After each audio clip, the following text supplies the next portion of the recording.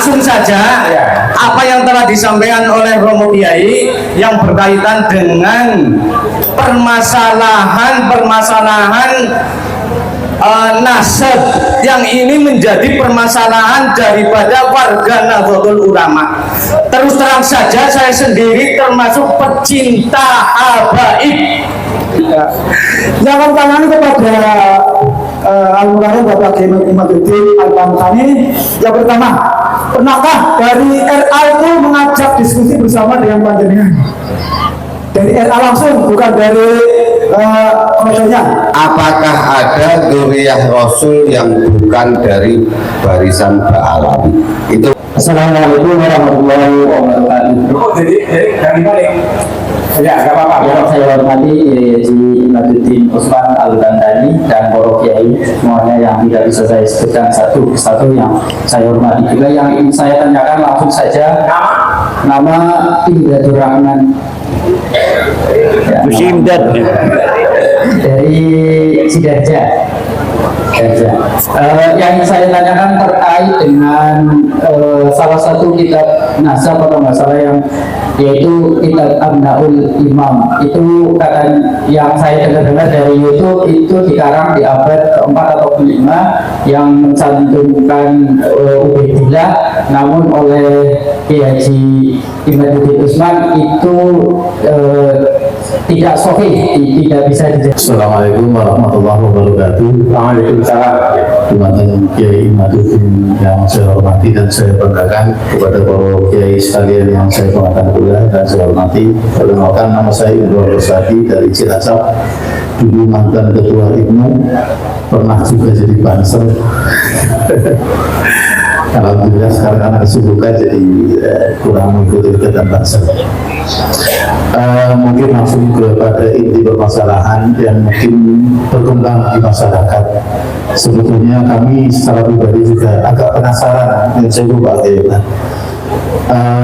yang jadi pertanyaan adalah bagaimana Kiai Imaduddin itu melakukan tesis, karena berseliweran kabar hanya by Google.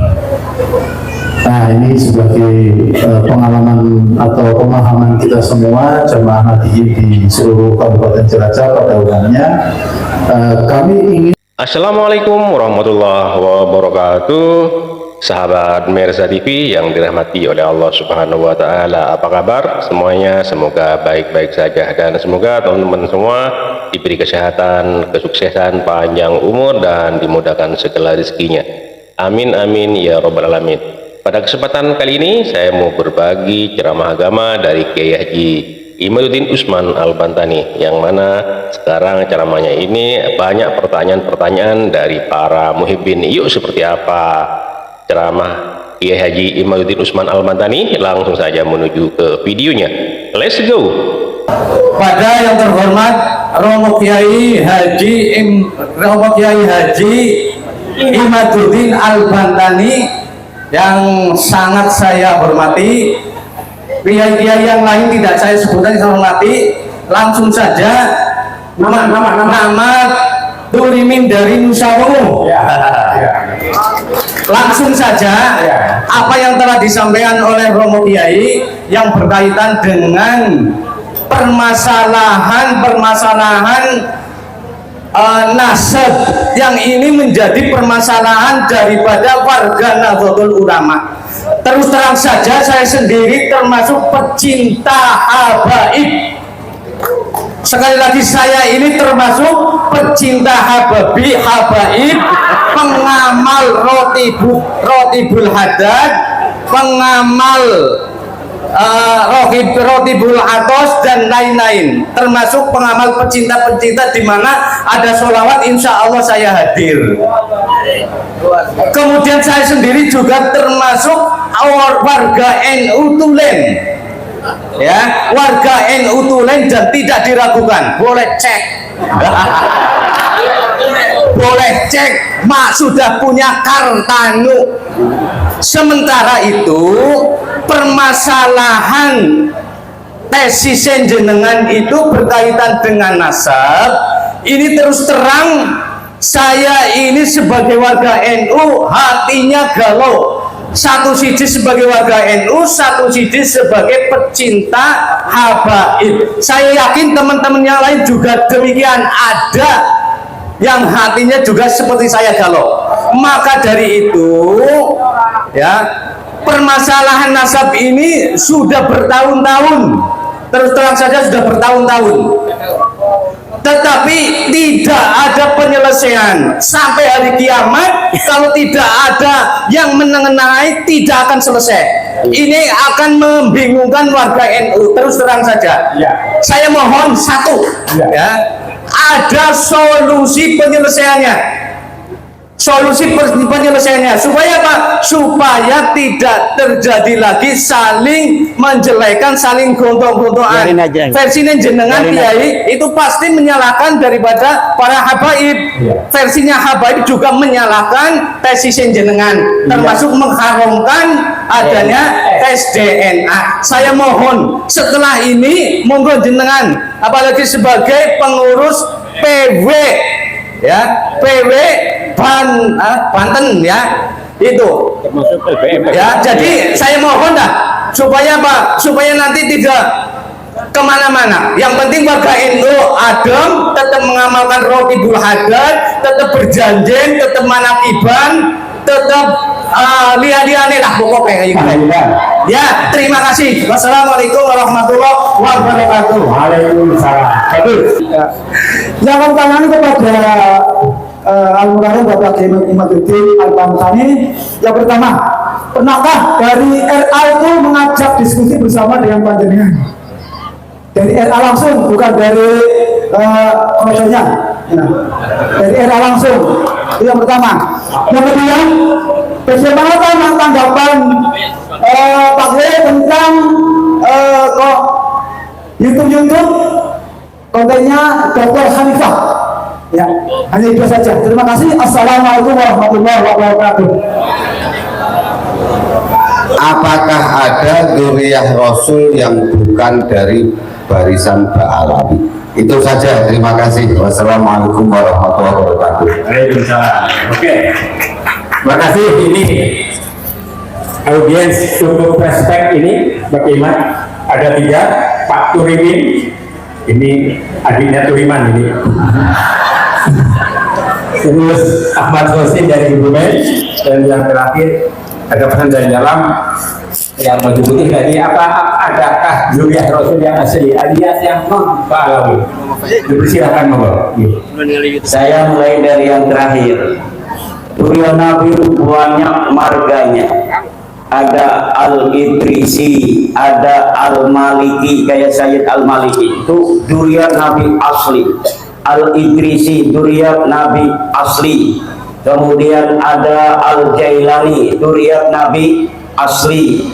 Ada Al-Hashimi di Mekah dzurriyyah Nabi asli. Ada Ar-Rassi di Yaman dzurriyyah Nabi asli. Ada Al-Qattani di Mesir dzurriyyah Nabi asli. Jumlahnya ratusan.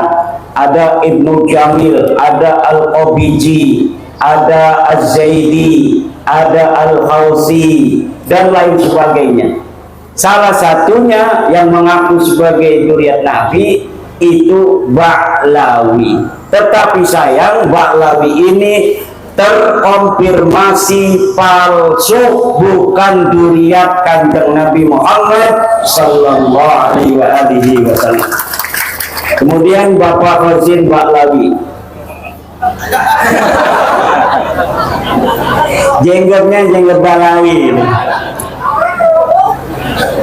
Pertama, apakah pernah ada Rabita Alawiyah mengajak saya untuk berdiskusi? Tidak ada. Yang ada saya ngirim surat kepada Taufik Segaf untuk diskusi, tapi dia tidak mau. Saya sudah kirim surat kepada Rabita Alawiyah untuk berdebat dengan saya. Di Banten difasilitasi oleh Kuncen Sultan Banten untuk berdebat antara saya dan Rabita. Rabita tidak bersedia datang, yang akhirnya saya tidak datang. Karena apa? Rabitanya tidak mau. Di screenshot SMS-nya Rabita kepada saya oleh panitia, ini rabitanya tidak akan datang dan tidak akan mengirim perwakilan. Itu. Jadi kemudian saya datang ke Pasuruan, difasilitasi oleh Kiai Ali Badri Masuri. Katanya mau diajak diskusi oleh Taufik Segaf, saya yang fasilitasi. Saya datang ke Pasuruan ke rumah Kiai Ali Badri yang kata dia Taufik Segaf adalah teman dia. Akhirnya saya datang, tetapi Taufik Segaf Ketua Rabita Alawiyah tidak mau. Kemudian yang kedua pertanyaannya apa itu Ki Bang Hozin? Yang kedua YouTube Dokter Hanifah itu dokter palsu, tidak ada orangnya. Jadi akun fiktif, gambarnya cewek cantik itu gambarnya orang Arab itu. Kemudian diambil, dikasih nama Dokter Hanifah, padahal orangnya tidak ada. Saya sudah cari mana nomor teleponnya untuk melayani tantangannya tentang 1,6 miliar. Jadi dia bikin narasi tentang pembelaannya kepada Ba'lawi, tetapi tidak bisa dihubungi. Kenapa tidak bisa dihubungi? Karena dia akun palsu, orangnya tidak ada, fotonya foto palsu. Perempuan itu ininya, fotonya itu Hanifah itu foto perempuan cantik sekali. Kenapa saya semangat itu ingin berdebat dengan dia? Karena lihat fotonya, mudah-mudahan saja fotonya sama dengan aslinya. Ternyata diketahui akunnya akun palsu, akun fiktif. Untuk yang pertama tadi Bapak Tulimin, solusinya tadi sebelum kesini dari jam 9 kurang lebih kami mengadakan diskusi, makanya suaranya habis begini karena semalam ceramah, kemarin ceramah sampai sore, hari ini ceramah juga diskusi. Tadi jam 9 sampai jam 12 itu belum selesai tadi, karena saya hati selalu kebayang Yai Wahid, ingin segera bertemu. Jadi lagi ngomong kan mau saya cubitin terus, diam, kita harus ke sana, ke Cilacap sekarang. Ini kan bagus Mogi, Ketua Rabita Bapak Kesultanan Banten, lagi diskusi, saya cubitin agar kita langsung berangkat ke Cilacap untuk bertemu dengan pengasuh pesantren Al-Huda dan Yai Wahid. Apa topik diskusinya? Mencari solusi, sama dengan Bapak. Bagaimana solusi tentang masalah nasab ini?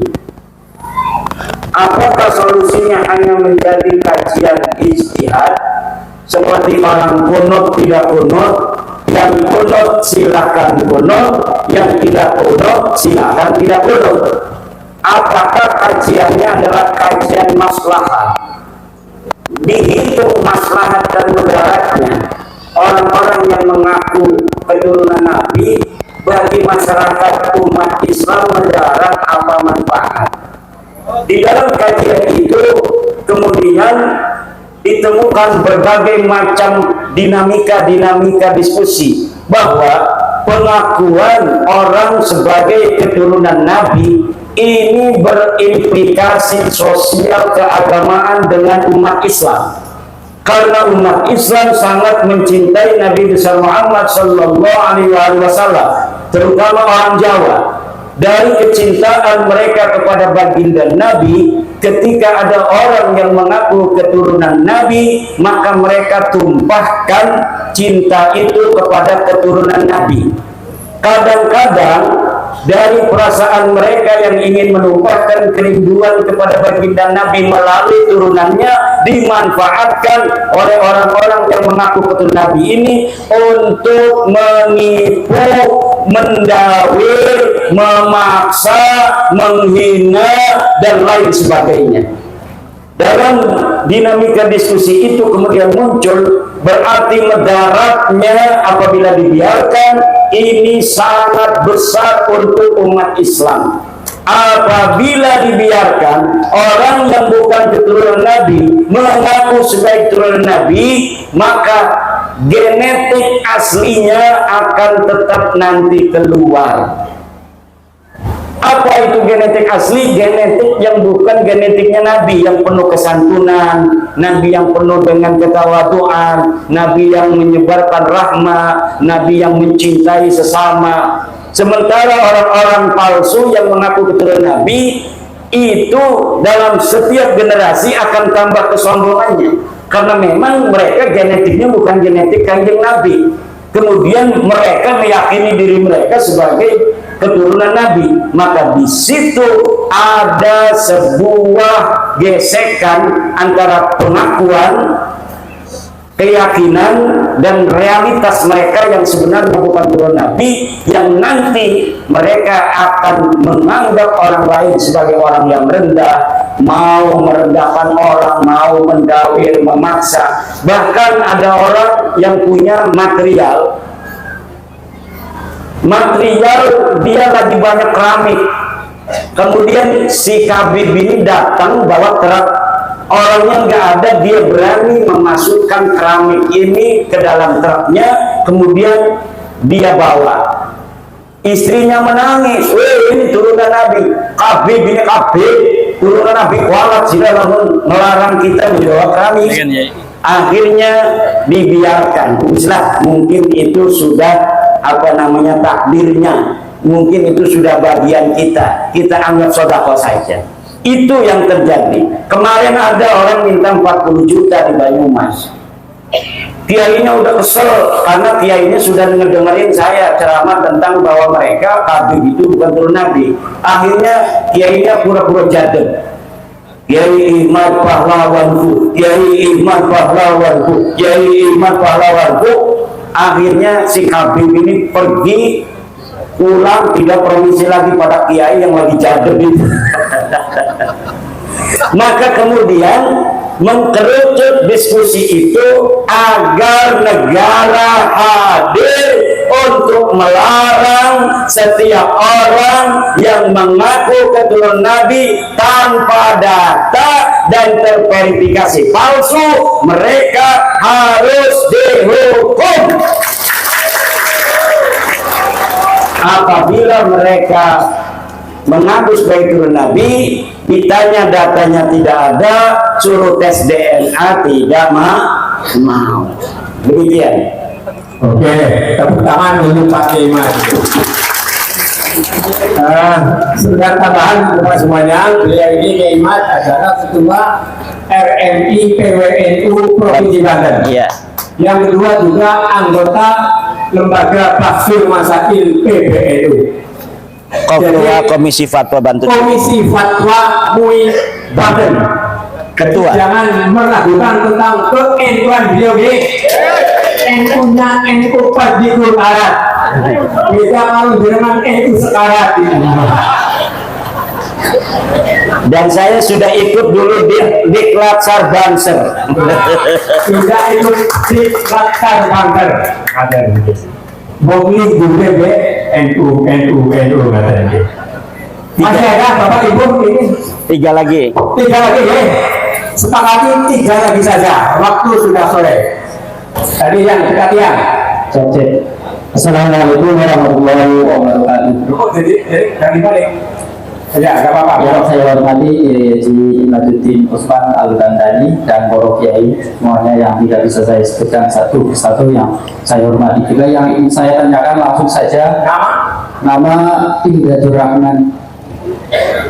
Ya, Imdad dari Sidarja. Yang ingin saya tanyakan terkait dengan salah satu kitab nasab atau masalah yaitu kitab Abnaul Imam. Itu kata yang saya dengar dari YouTube, itu dikarang di abad ke-4 atau ke-5, yang mencantumkan Ubaidillah, namun oleh Kiai Haji Imaduddin Usman itu tidak sahih, tidak bisa dijadikan dasar. Saya belum begitu jelas terkait kenapa kitab itu tidak bisa dijadikan dasar. Saya coba cari-cari di YouTube, tetap nggak paham-paham terkait itu, mohon dijelaskan. Itu pertanyaan satu. Yang satu lagi, Kiai, kebetulan ada beberapa teman yang punya Kiai seorang Habib. Itu sikapnya bagaimana dia terhadap Kiai tersebut, apakah harus tetap berdasarkan husnuzon bahwa Kiai itu yang Habib itu sebagai keturunan Rasul, ataukah harus berdasarkan keilmiahan? Kalau ini berdasarkan keilmiahan berarti dia menyakiti hati Habib tersebut. Ini sikap yang seperti ini bagaimana yang harus dimiliki oleh seorang tersebut yang diajar oleh Habib tersebut. Itu terima kasih dari saya seperti itu. Assalamualaikum warahmatullahi wabarakatuh. Yang kedua yang berarti yang bagaimana? Ya ini monggo. Ya. Ya, jadi supaya nggak bingung. Tengah, Pak. Nama dari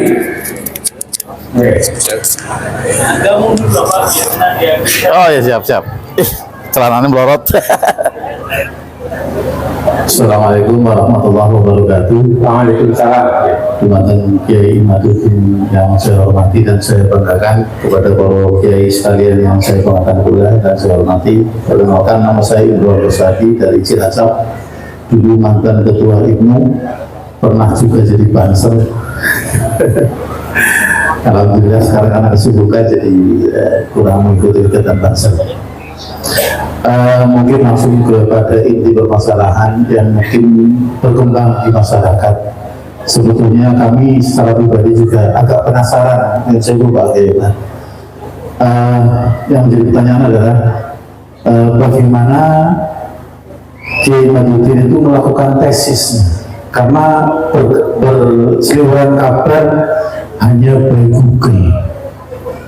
Nah, ini sebagai pengalaman atau pemahaman kita semua jemaah Nahdliyin di seluruh Kabupaten Cilacap pada umumnya, kami ingin mendengarkan penjelasan yang detail. Kiai Imad ini sebetulnya kok sampai dengan kesimpulan, bisa mengambil kesimpulan bahwa klan Ba'alawi itu adalah bukan turunan Rasulullah SAW. Kami ingin tahu cara melakukannya, apakah berkunjung sampai dengan kiamat dan seterusnya, mengambilnya itu urutannya bagaimana. Mungkin itu saja yang menjadi keinginan tahu kami, biar supaya kabar ini bisa terpatahkan juga. Jadi tidak hanya, karena mungkin di YouTube ada kalimat-kalimat bahwa wah itu kalimat ngambilnya dari searching di Google, seperti saya nyari apa-apa informasi di Google itu serba ada. Nah, itu yang dicurigai oleh beberapa banyak orang. Mungkin itu saja pertanyaan saya. Mohon maaf apabila ada kesalahan. Assalamualaikum warahmatullahi wabarakatuh. Yang baju hijau sebelah kiri, ya, monggo. Tengah, Pak. Pak, ya, oke. Nama?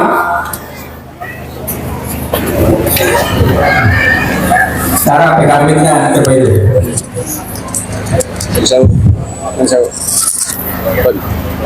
Assalamualaikum warahmatullahi wabarakatuh. Para kiai yang saya hormati, saya bernama Warsito dari Jati, Kecamatan Binangun. Yang pertama, ini saya mendapat WA dari saudara saya dari Lampung, Bapak Kiai Mustafa Pusarbuni. Mungkin jenenganipun sampun kenal ya. Niki titip salam buat Kiai Mugi Imaduddin Usman.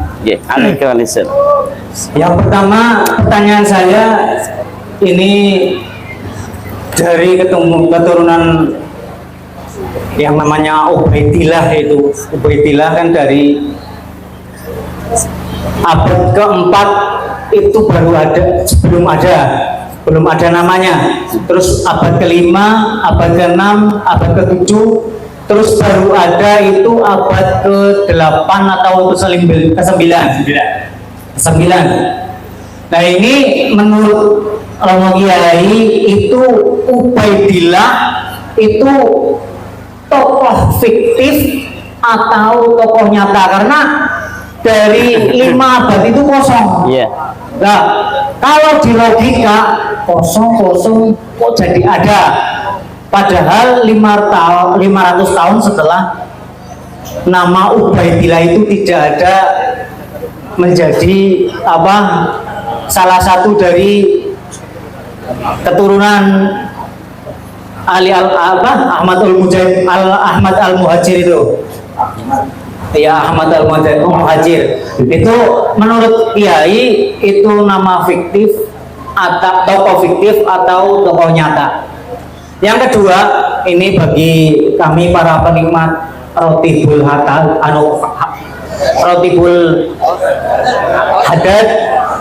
maaf mandan keteletot di depan para kiai yang terhormat. Para penikmat rotibul hadat itu kan samar-samar itu ada penemuan yang mengatakan bahwa ada kesamaan teks antara Muhammad al-Haddad rotibnya dengan Syekh Ar-Rifai. Itu katanya Muhammad al-Haddad itu hanya menjiplak dari teksnya Syekh Ar-Rifai. Itu menurut Kiai yang mana yang betul? Itu apa teksnya Rotibul Haddad itu ciptaan Kiai Syekh Ar-Rifai atau Muhammad al-Haddad? Itu saja mungkin. Assalamualaikum warahmatullahi wabarakatuh. Waalaikumsalam. Terima kasih Bapak dan Ibu semuanya. Ada 3 lagi yang tanya dan konfirmasi. Ini sekedar informasi, Bapak Ibu nanti bisa searching ya lewat Play Store. Ini ada karya tulis beliau yang mungkin terbaru. Judulnya Terputusnya Nasab Habib kepada Nabi Muhammad SAW. Ya paling mungkin fotokopi ini nari ya di mana seorang kulit itu aja. Kami silakan Bapak duduk ya. Ada 3 pertanyaan Pak Iman. Ya, mengenai apakah penemuan kajian ilmiah itu dari Google.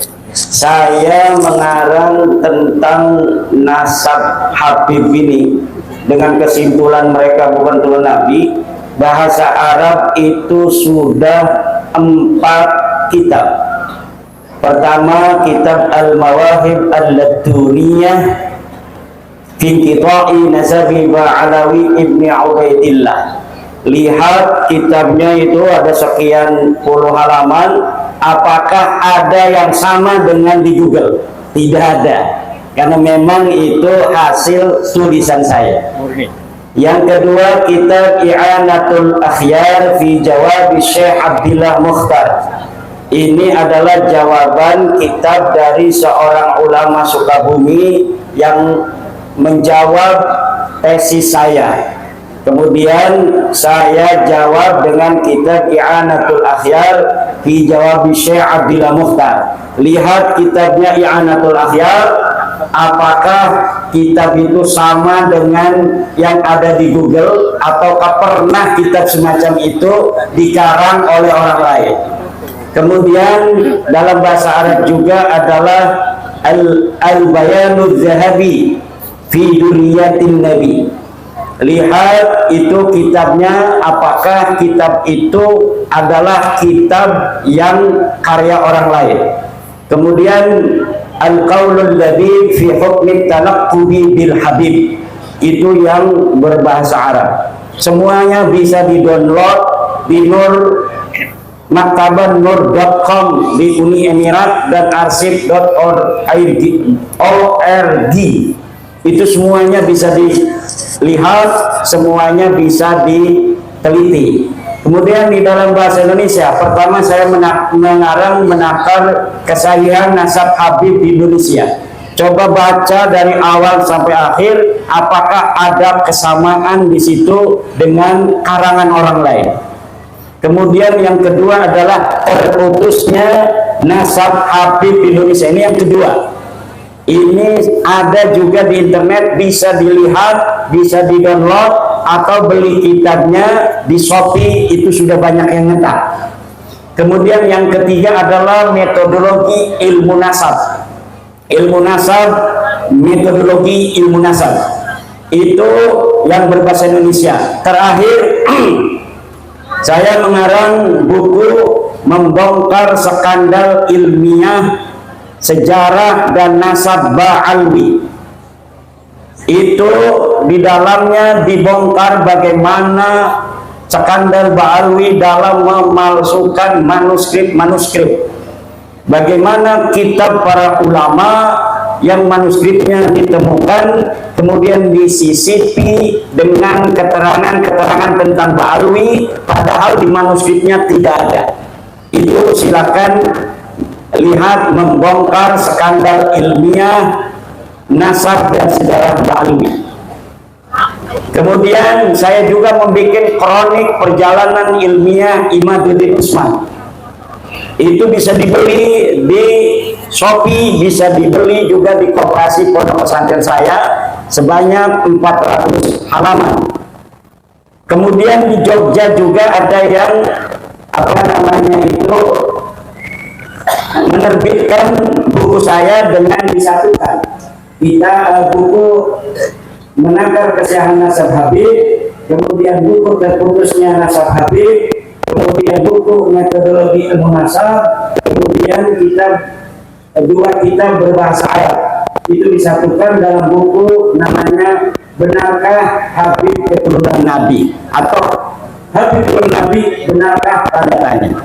Lihat di dalamnya dengan seksama apakah karya saya itu hanya menjiplak karya orang lain, ataukah betul itu hasil kajian ilmiah.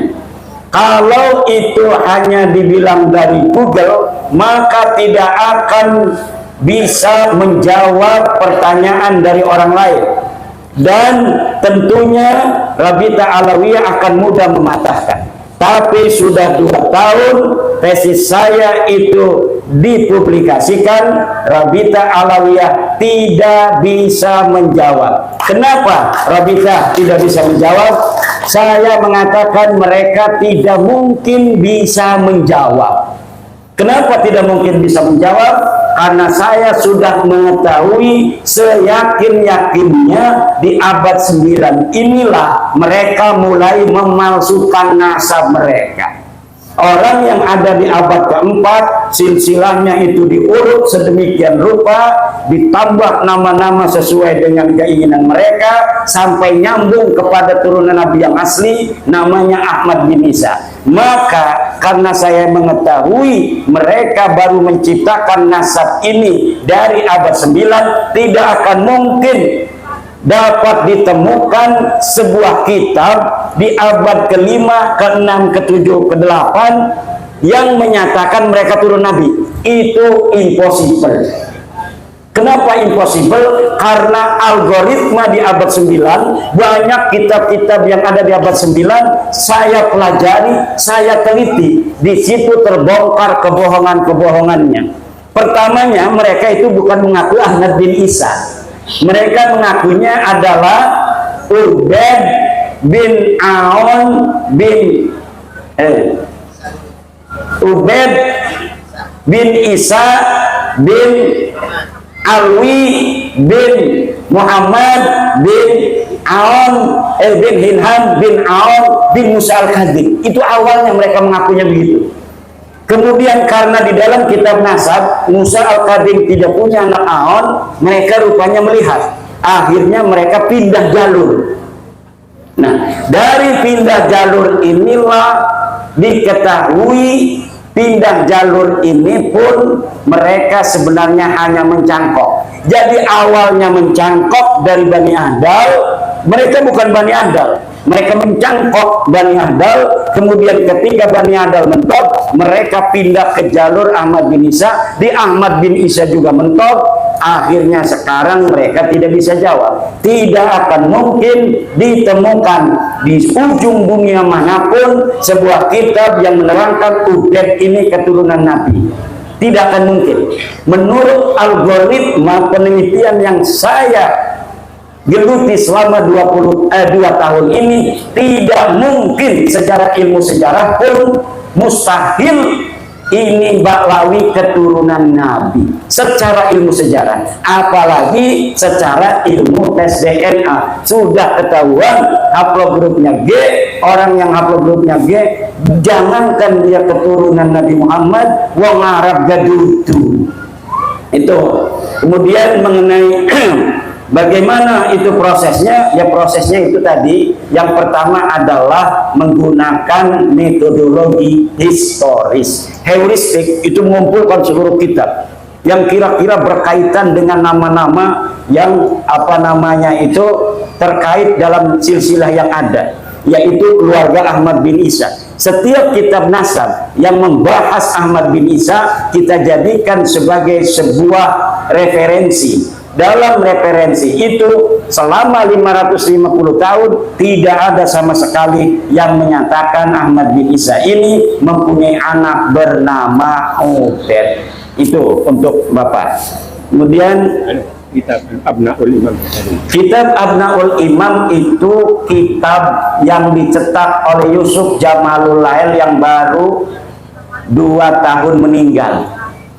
Kitab itu diatribusikan pada abad kelima, karya Ibnu Toba. Sebenarnya dia kitab abad kedua, 199 Hijriah.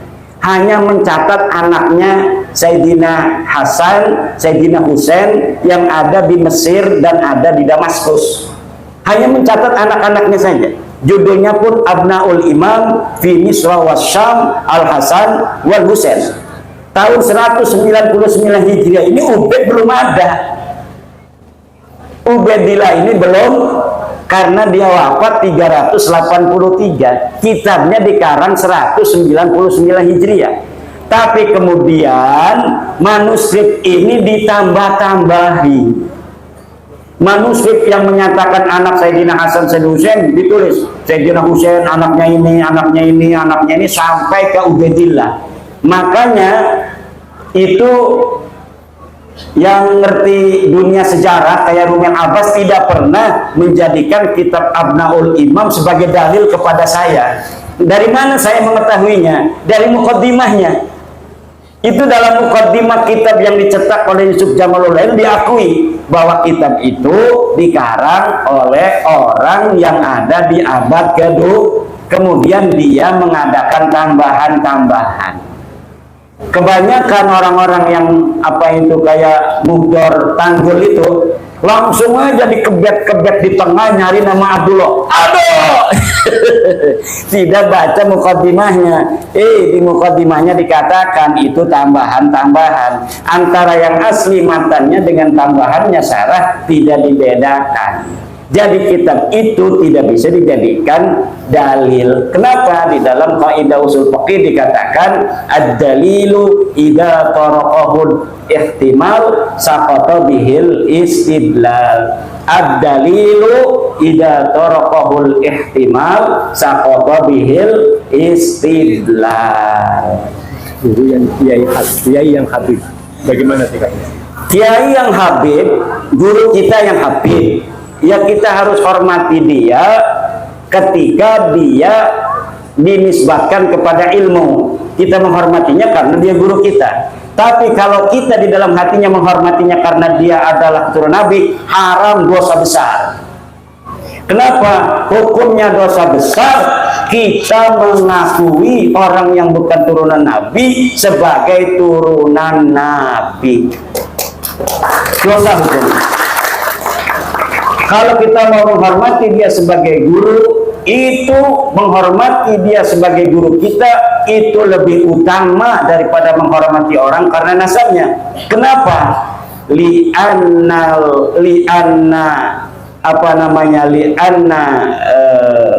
li'annal ifadah afdalu minal wiladah. Al ifadah afdalu minal wiladah.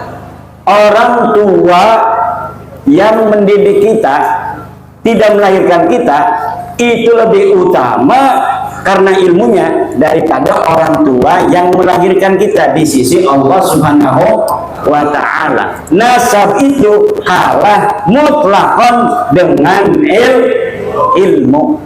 Kenapa? Ini yang sesuai dengan Al-Quran, ini yang sesuai dengan Al-Hadis, la fadla li arabiyyin ala ajamiyyin. Terus satu lagi. Yang ini fiktif atau ini? Ya, nama-nama Ubaid itu sama sekali tidak ada. Dia diadakan hanya untuk supaya nyambung aja. Di abad 9 itu dari Ali As-Sakran ada 14 nama sampai Ubaidillah. Itu yang fiktif sekitar 9 nama. Karena dari Ali As-Sakran, bapaknya masa nggak tahu bapaknya dia. Kalau bapaknya kan kenal, kakeknya juga kenal. Kita husnudzon 5 keturunan itu dia kenal. Karena orang kampung pun masih banyak yang hafal 5 keturunan. Orang biasa itu kadang masih hafal 5 keturunan. Dia hafal bapaknya, dia hafal kakeknya, dia hafal buyutnya, dia hafal jangganya. Maka saya husnudzon kepada 5 orang. Dari mulai Ali As-Sakran, punya ayah namanya Abu Bakar, punya ayah namanya Abdurrahman, punya ayah namanya Muhammad Maula Dawilah, punya ayah namanya Ali Swabidarak. Ini sahih. Selainnya itu sampai Ubaidillah semuanya fiktif. Kenapa? Kesejarahannya tidak pernah ada yang mencatat, baik sebagai turunan Nabi maupun sebagai ulama. Jadi sebagai ulama saja nggak ada yang nyatat. Jadi mereka hari ini mengatakan bahwa leluhurnya adalah mujtahid, ulama besar, waliullah, qutub, aqab, Mi'raj 70, itu tidak terverifikasi oleh kitab-kitab sejarah. Yang kedua, sampaikan salam kepada Kiai Mustafa Pusar Bumi Lampung. Itu teman saya waktu mondok di Kiai Hasuri bin Tahir, menantu dari Kiai Thohir Pelamunan. Jadi Kiai Thohir Pelamunan itu pondok pesantren salah satu yang tertua di Banten, punya menantu Kiai Haji Tubagus Hasuri bin Tahir. Saya mondok di situ 4 tahun, ketemu dengan Kiai Mustafa Pusar Bumi dari Lampung. Kiai yang lain ada yang nanya kemana aja katanya sanadnya. Pertama saya kepada Kiai Haji Sanwani, pondok pesantren Ashabul Maimanah, murid daripada Abah Yai Sidik Cengkudu yang mondok kepada Syekh Nawawi At-Tanara Al-Bantani. Itu As-Sanadul Alim. Saya ke Yai Sanwani, ke Abu Yasidik, langsung kepada Syekh Nawawi At-Tanara Al-Bantani, hanya 4 orang saja. Gitu. Kemudian saya juga mondok kepada Syekh siapa namanya, Syekh Sanja bin Kasmin. Ini khusus kitab Alfiyah Ibnu Malik. Kemudian saya mondok kepada Syekh Mufti bin Asnawi. Ini masih saudara dari keluarga saya, sama-sama dari Syekh Ciliwulung. Pondoknya pun namanya Pondok Pesantren Darul Hikmah Syekh Ciliwulung. Beliau mengarang kitab Tamsilatul I'rab. Kemudian juga kepada Abu Yadim Yati. Saya tidak mukim, tapi saya ngaji Qudul Juman setiap malam Selasa kepada Abu Yadim Yati, yang beliau adalah ayah daripada Abu Ya Muhtadi Dimyati yang sekarang masih hidup. Kemudian kepada Abu Bustami saya mengaji Fathul kitab apa namanya itu Tafsir Munir Marah Labid. Ya. Pasaran kitab Tafsir Munir Marah Labid pada Syekh apa namanya itu Bustami bin Sanja. Saya juga pernah di Kaliwungu ngaji kitab Tafsir Jalalain dan kitab Tafsirul Jalil. Kitab-kitab alat di Al-Warjayani di Sukabumi, kitab Tauhid di Karawang, pesantren Kampung Sawah Aba Yai Obay Karawang. Demikian. Penikmat Ratibul Haddad tadi. Masalah Ratibul Haddad, kita Nahdlatul Ulama mempunyai istighosah karya daripada ulama-ulama aulia Nahdlatul. mulai sekarang yang dibaca istighosah, wirid, hijib dari kiai-kiai ijazah Nahdlatul Ulama. Jangan menggunakan lagi selain wiridan thariqah dari kiai-kiai kita di Nahdlatul Ulama. Apabila ijazah ini dari kiai-kiai Nahdlatul Ulama, ambil, amalkan. Kalau bukan dari kiai Nahdlatul Ulama, abaikan, tidak akan berkah. Jadi pada kesempatan ini ceramah Kiai Haji Imaduddin Usman Al-Bantani di Cilacap dibanjiri pertanyaan-pertanyaan dari para muhibbin ya. Jadi para muhibbin ini adalah pecinta para habaib dan datang ke acara pengajian yang dihadiri oleh Kiai Haji Imaduddin Usman Al-Bantani, dan para muhibbin ini bertanya kepada Kiai Haji Imaduddin Usman Al-Bantani. Dan lagi-lagi para muhibbin ini banyak pertanyaan-pertanyaan yang diajukan tentang masalah nasab Ba'alawi, yang mana sekarang ini lagi rame, lagi trending. Nasab Ba'alawi ini terkonfirmasi palsu kalau menurut penelitian Kiai Haji Imaduddin Usman Al-Bantani. Jadi Kiai Haji Imaduddin Usman Al-Bantani tetap mengatakan bahwa nasab Ba'alawi ini terkonfirmasi palsu dan tidak tersambung kepada Rasulullah Shallallahu Alaihi Wasallam. Jadi pertanyaan-pertanyaan itu datang dari para jemaah, ya mungkin di situ jemaah itu adalah mantan muhibbin apa gimana, tapi pertanyaan-pertanyaan dilontarkan kepada Kiai Haji Imaduddin Usman Al-Bantani seputar nasab ya. Oke, terima kasih. Mohon maaf apabila ada kata-kata yang salah, yang kurang berkenan, mohon dimaafkan. Dan buat teman-teman yang baru menemukan channel ini, mohon dukungannya dengan cara subscribe, like, comment, and share, dan nyalakan loncengnya agar tidak ketinggalan video-video menarik lainnya. Terima kasih, sampai jumpa di video selanjutnya. Wassalamualaikum warahmatullahi wabarakatuh.